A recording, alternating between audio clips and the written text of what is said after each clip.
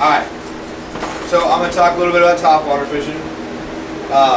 Those of you who don't know me, and he's already figured out, being my fishing partner, that I love topwater. It is, if I can fish topwater all day, and sometimes I do, I'll do it. Well, I'll start with what I like to fish the most, topwater, and that would be a walking bait, typically a spook, Super Spook Junior being my favorite. Excalibur used to make this bait. Now just Heading is taking back over and starting to make it. It's a modification of the original spook. They first came out with a Super Spook, which was about that big. And what they did, the difference between that and original spook, there's an original spook, there's Super Spook Junior. They're a little bit smaller bait. They have a weight, one single weight in them that produces quite a clacking rattle. They've also, what they did is on the original spook, the eye hook was down a little farther. By modifying, bringing the eye out a little bit closer to the nose of the bait, this bait walks so easy, it's incredible. I can hand this bait to someone who's never bass fished before, and they can be walking this bait within 5-10 minutes. I've caught a lot of big bass on a walking bait. I'll throw it from first thing in the morning, and I've caught fish on this in the dead of sunlight, shining down off the edges of weeds and stuff like that, deeper weeds and stuff, which is probably one of my favorite places to fish it. I'll either throw it up against the edges of docks and walk it along the edge of a dock, or I'll throw it out along the outside edge of weed edges, lily pads or deep, thick weeds in the water, and walk it along the outside edge. And the fish, especially in the summertime and that, they'll hang just inside the shaded part of those weeds, waiting for stuff to come by on the outside, because they're camouflaged in the shadows, and they'll come out and just hammer. I've watched them come straight up out from underneath the weeds and come up and hit my bait right by the boat.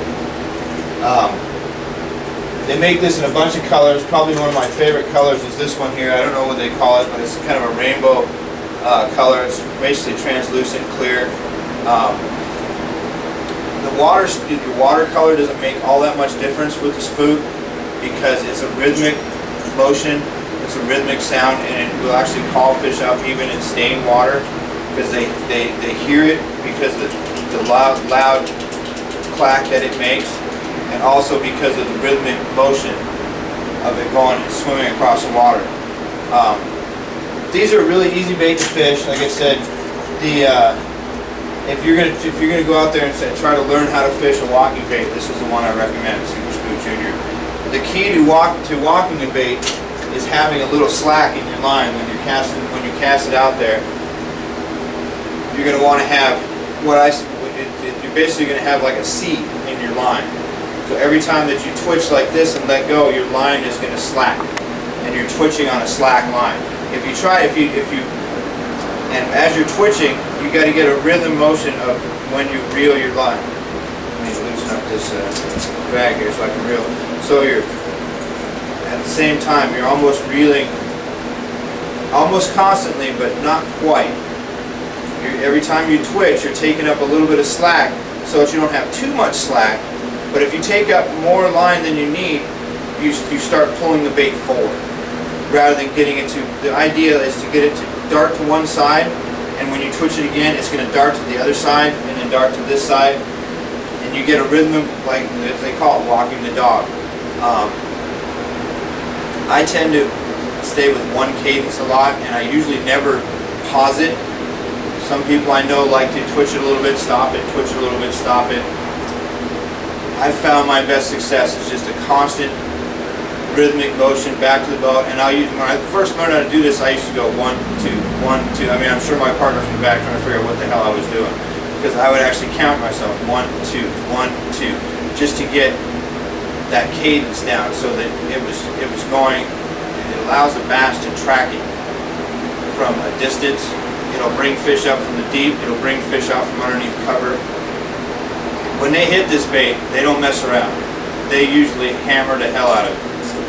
In fact, fishing on Long Lake this year with a buddy of mine, I was throwing this bait. I watched the bass actually come out of the water and come down on top of my bait. So yeah, walking bait is probably one of my favorite bait. It's accounted for my 3 biggest fish I ever caught. Now I haven't caught anything the size that Austin's caught, but I have caught 1 over 8, 1 over 7, and several over 6. 3 of those fish, the 8, the 7, and the 6, were all on a spook. In fact, the biggest one was on what they call the Zero Puppy, which is actually a very small version. I don't think I actually have one in here right now, but it's a small version of the Zero spook. It's actually pretty hard to walk because it weighs so little. At that time I was fishing all spinning rods, and the spinning rod has a lower gear ratio, and I think that helped me to be able to walk it a little bit better.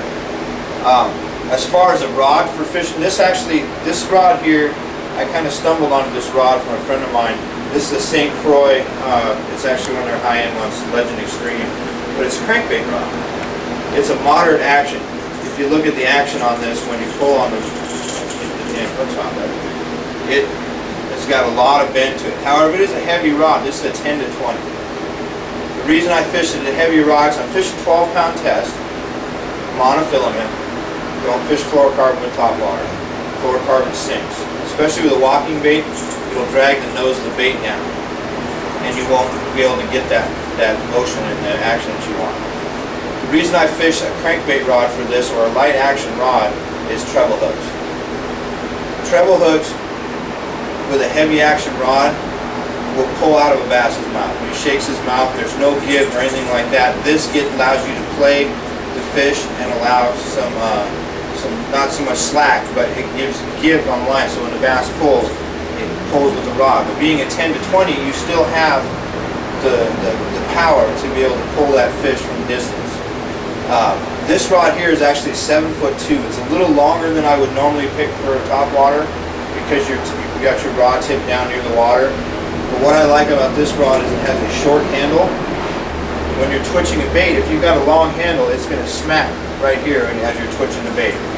This one here goes inside the crook of my arm here, so that there's no resistance, there's no reason for it doesn't hit anything there, and it allows a lot smoother action on it. I used to fish it on a lot lighter rod and a little bit shorter. And ideally, I would rather have this be about 6.5 foot, just so that you can get down to the raw water. And with the boats that we fish in, we're a little closer to the water's edge than say on a full-size bass boat where you're 12 to 18 inches above the water. So I've learned to adapt with this with the longer rod. The one advantage with the longer rod though, I can sail this thing. This thing I can cast it 50, 60 yards without even trying. I tried it one time, I was going back to line. I tried it one time going to braid, because I know a couple people who fish braid with Topwater.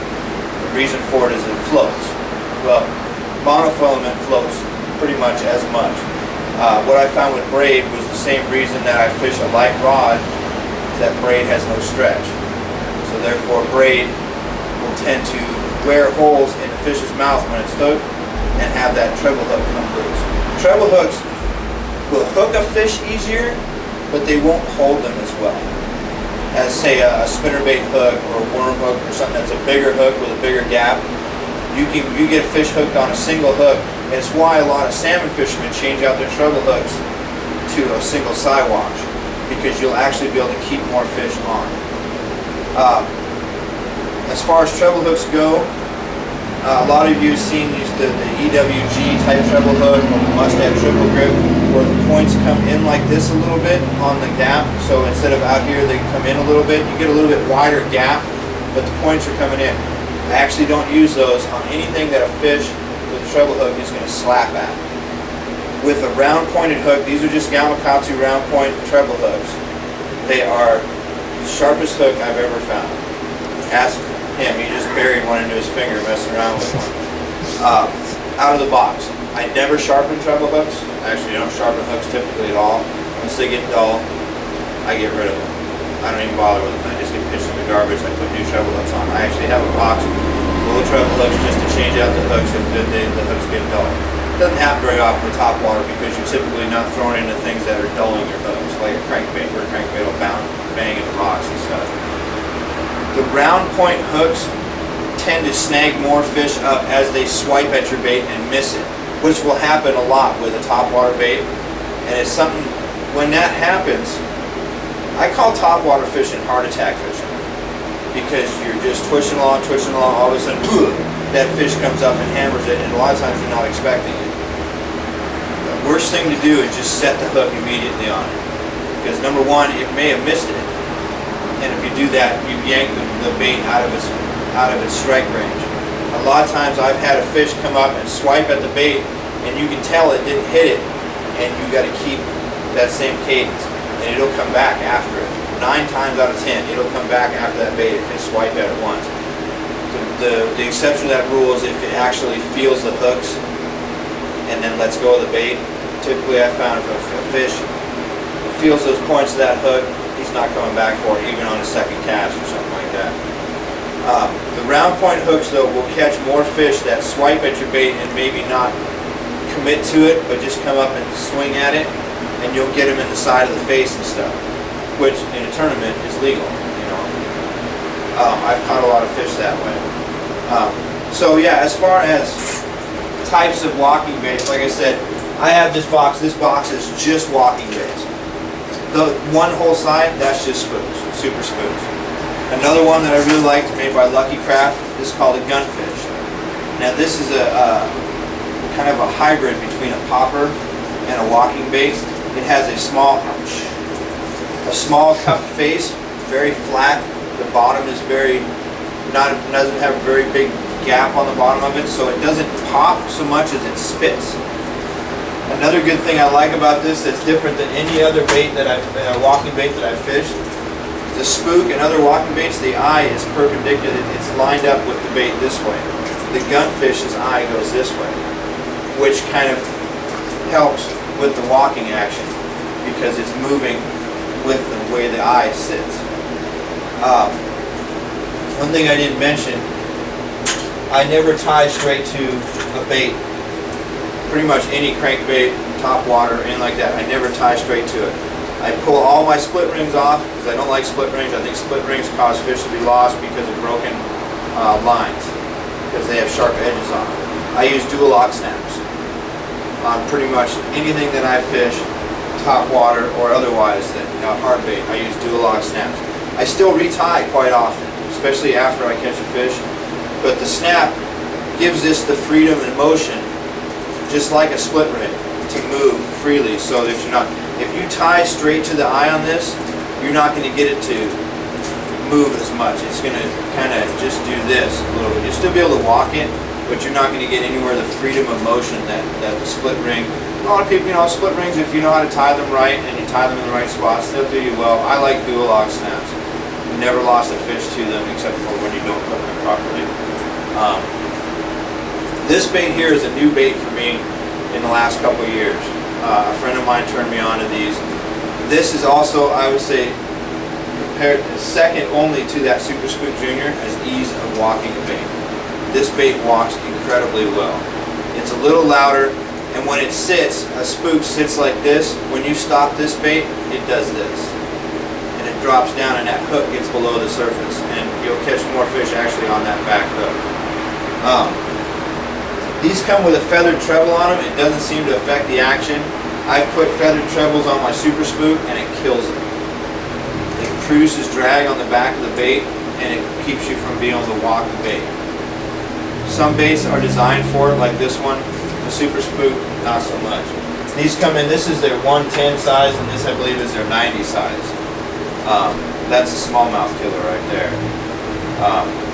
This one doesn't cast as well, but it walks just as well. These are a heavy bait, actually. These are, I think they're either 5/8 or 3/4, and you've got to have a sizable rod to be able to throw them, but they're really worth their time. They're a little spendy too. They're about 15 bucks. Whereas a Super Spook, you can get those for $4 to $5. My next favorite walking bait is another one by Lucky Craft. It's the Sammy. This bait is another one this one has a little bit different action, but a Super Spook tends to dart left and right. This one kind of does this as it goes. It almost what they call a sachet. It kind of glides left and right. This is another one that when you stop it, drops like this in the water, and all it is the top of the bait sticking out. This one takes a little more attentiveness to be able to walk it consistently. Once you get it down though, this is accounted for many, many big fish. It's got a little bit different rattle. It's got like 3 or 4 rattles in it. It gives it more of a shaking rattle than that clacking rattle that Super Spook does. Also very good bait. And then Excalibur makes a copy of it called the Jimmy, named after Jimmy Houston. And as you can tell, it's exactly the same. And it's almost identical bait. I don't know how they managed to get past the patent on that, because it's got the same rattle, the same cup face, the exact same shape, and it's half the price. This is another $15 bait with the Lucky Crab. Lucky Crab's expensive. I tend to look for them at Cabela's in their bargain cave when they go in there and you get them for half price. These are probably $6 bucks, the Excalibur Jimmies.